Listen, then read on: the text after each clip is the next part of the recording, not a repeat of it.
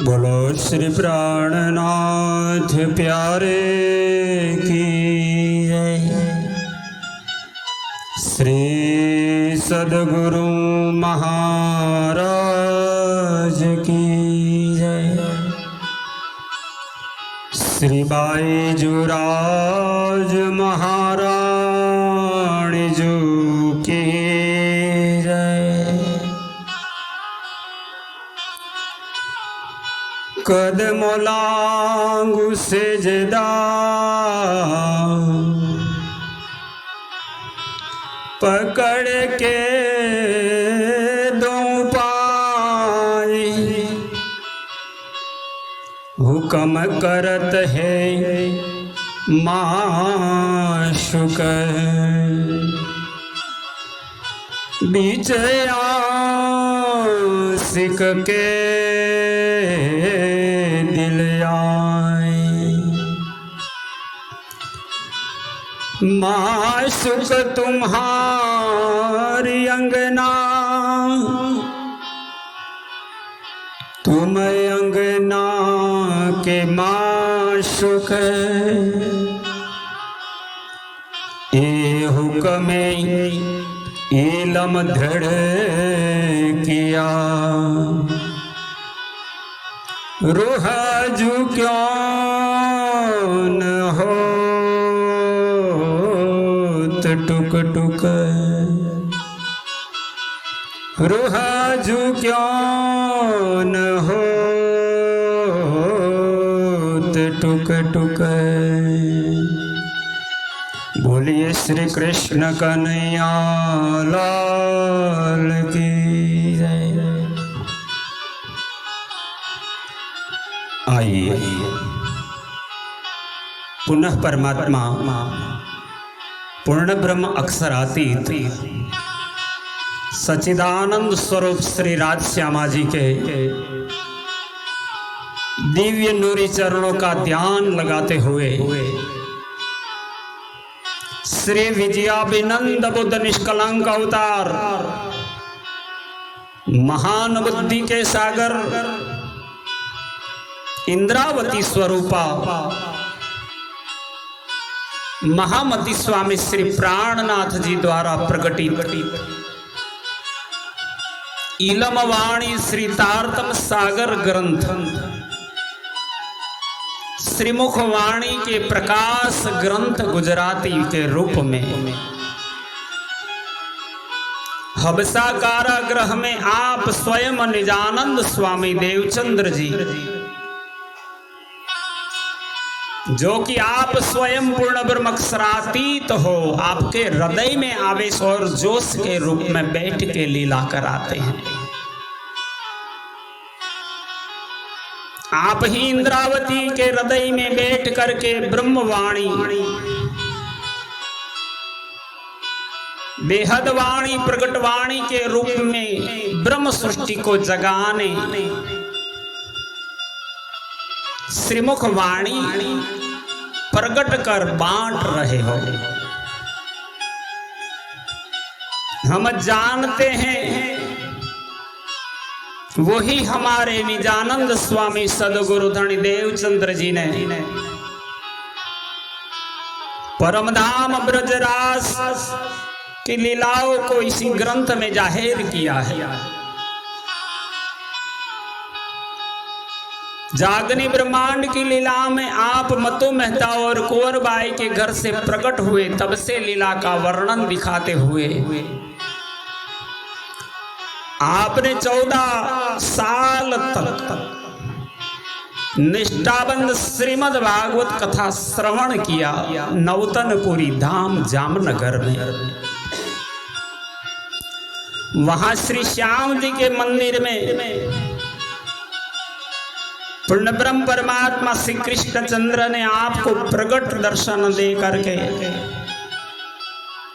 आप पहचान कराई अपनी लय तारतम्य लगाई। आपकी परमधाम की श्यामा महारानी के रूप में आत्मस्वरूप की पहचान भी कराई और अपनी भी पहचान दिखाकर बताया। निज नाम श्री कृष्ण जी, अनादि अक्षरातीत, जो जगत आज तक जानता नहीं था, निज नाम सोई जाहिर हुआ। जाकी दुनी सब राह देखत। आपने 14 साल तक निष्ठाबंद भागवत रूपी वृक्ष के मूल, थड़, डाली, पत्र और शाखाएं, कुपड़े तक का ज्ञान पूर्ण रूप से प्राप्त किया था। रग रग में आप रसमग्न बने थे। वही ज्ञान की आज स्मरण आई और इंद्रावती के धाम हृदय में बैठ करके आप उस अनुभव को, उस तारतम को, इस मक्खन को नवनीत बना करके श्रीमुखवाणी प्रकाश ग्रंथ गुजराती के 33वें प्रकरण में श्रीमद् भागवत का सार शीर्षक में वाणी श्री प्रकट हो रही है। यही प्रकरण को श्रवण करने के बाद ब्रह्म सृष्टि सुंदर साथ जी को संपूर्ण भागवत श्रवण करने की जरूरत नहीं रहेगी। जो रस पेड़ के मूल में, थड़ में, डाली, शाखाओं में, पत्र में, पुष्प में, अलग अलग स्थानों में अलग अलग प्रकार से वो सभी रस फल में समाविष्ट हो जाता है। इस प्रकार संपूर्ण श्रीमद् भागवत, जिसे महापुराण भी कहा है, परमहंस संहिता नाम दिया गया है, 18 पुराण में सर्वश्रेष्ठ माना जाता है। इनका संपूर्ण सार का सार निकाल करके आप ब्रह्म सृष्टि सुंदर साथ को देने की भावना करके इंद्रावती के मुखार विंद से वाणी प्रकट होते हुए गाने लगे। सांभलो साथ कहूं विचार, फलवस्त जे आपनो सार। आप महानुबुद्धि के सागर श्री इंद्रावती स्वरूप महामती प्राणनाथ जी ब्रह्म सृष्टि को यही देवचंद्र जी महाराज द्वारा दिया हुआ ज्ञान दिखाते हुए कहते हैं, हे सुंदर साथ जी, मैं तुमसे अपने विचार कहता हूं, उसे श्रवण करो कि इस संसार से पार जाने के लिए सार वस्तु क्या है। तेजोई ने आवो घरे, रखे अमल तमने अति चढ़े। इन बातों पर विचार कर अपने परम धाम को चलो सुंदर साथ जी, जिससे माया का नशा तुम्हें नहीं चढ़ सके। ये तारतम ज्ञान का बल है। ये अमल तणो मोटो विस्तार, ते नेठ नवजो वो निर्धार। इस माया के नशा का विस्तार बहुत बड़ा है। अमल यानी नशा, उसे निश्चय पूर्वक मग्न होकर न देखो। माया से थोड़ा हट के धनी के चरणों में चित्त लगा करके देखो। आगे आपण ने वार्या सही, श्रीमुख वाणी धणिए कही। क्योंकि पहले भी परमधाम से आते समय धनी ने इस संसार में आने से मना किया था। धनी ने मना किया हमको 3 बेर। ऐसे वचन स्वयं सदगुरु धनी ने अपने मुखार विंद से कहे हैं। ते माटे तमने देखाड़ू सार, अपना घर आपनो आधार। इंद्रावती जी फरमाते हुए कहते हैं, इसीलिए तुम्हें मैं भागवत का सार स्पष्ट कर समझाती हूं कि अपना घर और अपने आधार धामधनी कौन है। विहला थयानी नहीं आवार, आही तमने नहीं मुकू निर्धार। हे साथ जी, विहला थयानी, अब तो हमसे तुम्हारा अलग रहने का समय ही नहीं है। मैं तुम्हें निश्चय करके संसार में नहीं छोड़ूंगा, तुम्हें जगा करके ले जाऊंगा। वेद तणो सार भागवत थयो, भागवत सार दसम स्कंद कहो। इंद्रावती जी के राधाम हृदय में बैठ के स्वयं निजानंद स्वामी समझाते, मैंने 14 सालों में अनुभव किया है, जैसा कि वेद और उपनिषदों का सार श्रीमद् भागवत हुआ, एवं श्रीमद् भागवत का सार दसम स्कंद कहा गया है। दसम तना अध्याय नेऊ, तेहनो सार काढ़ीने देऊ। और 10वें स्कंद में कुल 90 अध्याय है। उनका सार रूप सिद्धांत में तुम्हें निकाल कर दो, संपूर्ण समझाने की कोशिश करो। नेऊ माहे अध्याय 35, जे ब्रज लीला की थी जगदीश। खूब ध्यान से श्रवण कीजिए सुंदर साथ जी। 10वें स्कंद के 90 अध्यायों में से जो 35 अध्याय है, उनमें जो जगदीश यानी श्री कृष्ण चंद्र की ब्रज लीला का वर्णन की गई है,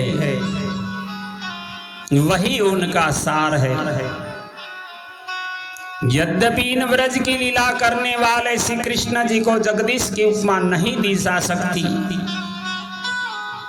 किंतु यदि ऐसा न कहूं तो स्पष्ट निरूपण किस प्रकार समझा जा सकता है। जगदीश वचन एणे ना कहवाय, एम ना कहूं तो विगत के मथाई। ऐसे तो जगदीश का अर्थ होता है एक जगत का नाथ, एक जगत का आधार। पर आप तो अनंत ब्रह्मांड अनेक जगत के नाथ हो, आपको तो जगदीश भी नहीं कह सकते। पर यहाँ ब्रह्म सृष्टि को समझाने के लिए, उपमा देने के लिए मैंने कहा। शास्त्रों में भी इसी प्रकार प्रमाण दिया है। वेदोपनिषदा सारा जाता भागवती कथा,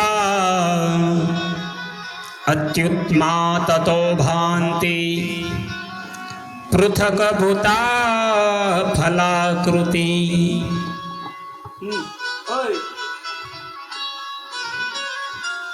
सनकादिक ने कहा श्रीमद् भागवत की कथा वेद और उपनिषदों के सार से बनी है, इसीलिए उनसे अलग उसकी फला रूपा होने का कारण यह बड़ी उत्तम जान पड़ती है। ते माटे कहूं मैं नहीं तो रामत जे की दी श्री कृष्ण। इंद्रावती जी कहते हैं इसीलिए मैंने तुमसे ऐसा कहा। नहीं तो जो रास लीला की रामत श्री कृष्ण जी ने की है, उन कृष्ण को जगदीश के नाम से संबोधन तारतम ज्ञान पाकर कैसे कहा जा सकता है? वो तो सच्चिदानंद पूर्ण ब्रह्म है, 14 लोकों और 5 तत्व से परे। ये नाम नु तारतमे में न कहवाए, साथ संभारी जुओ जीव माहे। इसे जीव से समझकर स्वयं विचारो। नारायण या विष्णु को आप जगदीश कहो तो ठीक है, पूर्ण ब्रह्म परमात्मा को जगदीश भी नहीं कहा जा सकता, वो तो 3 से भी परे है। अपना घरनी वात ज थई, तमने थाकी हूँ कहीं कहीं। ब्रज की लीला अपने परमधाम की लीला है, जिसे मैं तुम्हें कह कह कर थक गई। परमधाम की लीला की मैं किस प्रकार जाहिर कर तुम्हें बताऊं? ये घर केम प्रगट हूं करूं, तम थकी नथी काई परूं। क्योंकि तुमसे तो धाम की लीला का कोई छिपा रखना जरूरी नहीं। आपका घर है, आपको दिखाना था, क्यों छिपाओ? परु यानी जुदा रखना, अलग रखना। ते माटे में की कहूं गणु ये, नहीं तो एटलूं कहूं श्याने पड़े। पुनः सुंदर साथ जी को इंद्रावती जी ज्ञान देते हुए कहते हैं, इसीलिए मैंने तुमसे बहुत जोर देकर कहा, नहीं तो इतना अधिक मुझे क्यों कहना पड़ता आपको। आप प्रगट की धूते तम माटे, नहीं तो आ वचन काई नव कहवात। मैंने यह धाम की लीला का भेद तुम्हारे लिए ही प्रकट किया है, नहीं तो इस लीला का वर्णन और किसी के लिए नहीं किया जा सकता। हवे घर ओलखी ग्रहो जो पे मन, गणु तमने कयूं तारतम। हे सुंदर साथ जी, अब तुम अपने परम धाम की पहचान कर उसे मन से ग्रहण करो, क्योंकि मैंने तुम्हारे लिए तारतम ज्ञान से अखंड धाम की लीला के श्रेष्ठ ज्ञानमय प्रकाश का वर्णन किया। ये जान जो मन जीवतना, पेरे पेरे तमने कहूं विदगणा।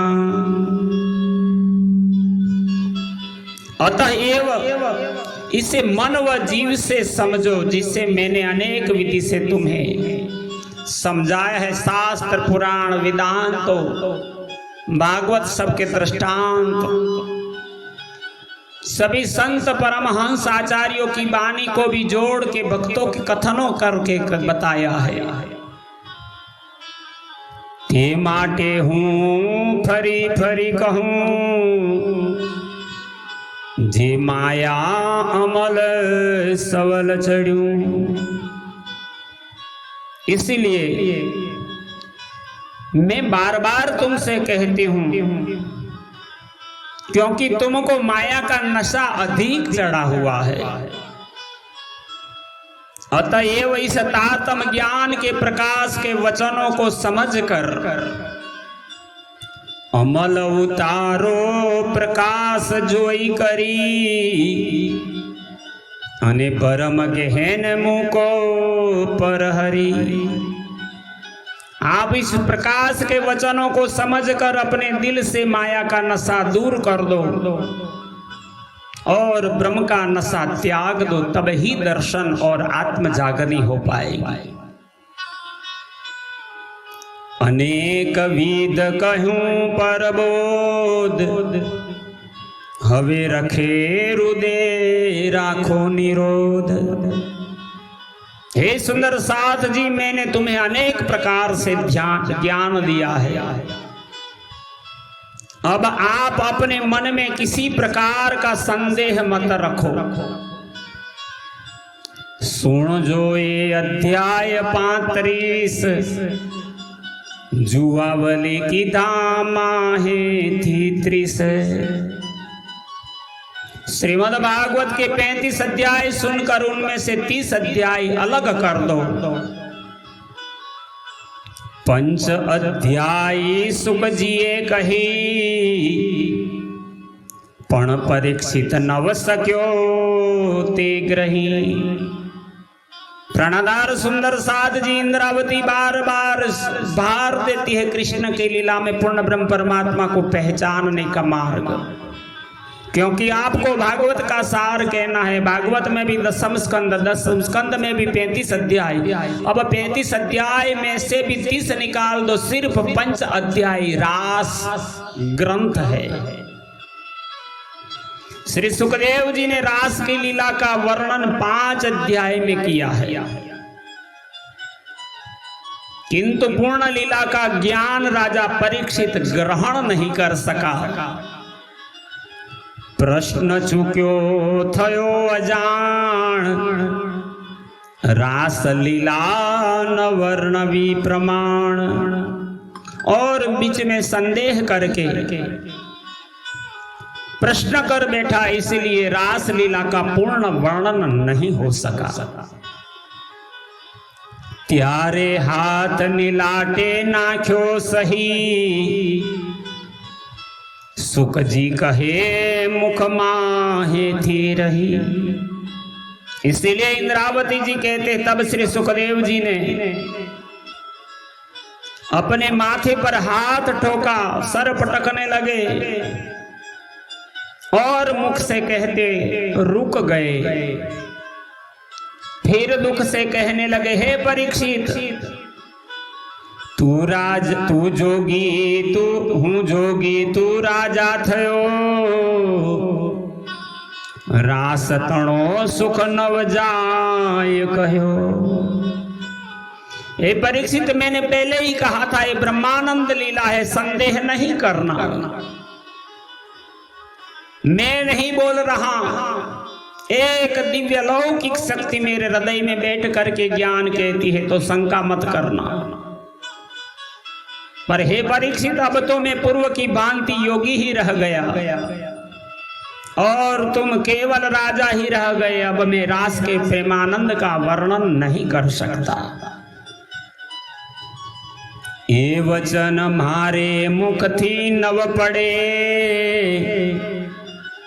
न काई तारे श्रवणा साचरे। तब इंद्रावती जी ने इस लीला को यहां बेहद रूप से बताया। फिर श्री सुखदेव जी बोले कि अब रास लीला का वर्णन हे परीक्षित मेरे मुख से अब नहीं हो सकता। कहने वाला उठ के गया, वो शक्ति चली गई, ना तुम्हारे कानों में उसका प्रवेश हो सकता है। तारे श्रवणा साचरे यानी प्रवेश करना, तेरे कानों से वो आवाज रूप के रूप में भी नहीं सुन सकता। ये जोग नथी आपण बेहूं, तोय लीला सुख केणी पेरे सहूं। क्योंकि हम दोनों इस अखंड सुख प्राप्त करने के अधिकारी नहीं हैं, फिर मैं इस लीला की रस निधि का तेज कैसे सहूं। ऐसे बताते हुए सुखदेव जी भी दुखी हो गए, निराश हो गए। निराश वदन से उठ करके डांटने लगे, अरे परीक्षित ये क्या कर दिया तूने, तू तो अधिकारी नहीं रहा, तुझे मोक्ष मिलेगा, मुक्ति नहीं मिलेगी। तू स्वर्ग वैकुंठ में जा सकता है, परम धाम का प्राप्त नहीं कर सकता। तेरा मृत्यु का वक्त तो संवर गया, तो कर्म के बंधन से मुक्त नहीं हो पाया। अब फिर तुझे जन्म लेने के बाद संसार में मुक्ति के लिए बुद्धावतार का ज्ञान श्रवण करना पड़ेगा। और इसी प्रकार प्रकाश ग्रंथ गुजराती में श्री इंद्रावती जी ब्रह्म सृष्टि सुंदर सात जी को 33वें प्रकरण में श्रीमद् भागवत सार रूप में संक्षिप्त ज्ञान देकर के सुंदर सात जी को समझा रहे थे। अभी हमने 14 चौपाइयों तक श्रीमद् भागवत की बातें सार रूप में श्रवण करते थे। अभी इस प्रसंग को यहाँ विराम देंगे, फिर क्रमशः आगे चलेंगे। बोलो प्राणनाथ प्यारे।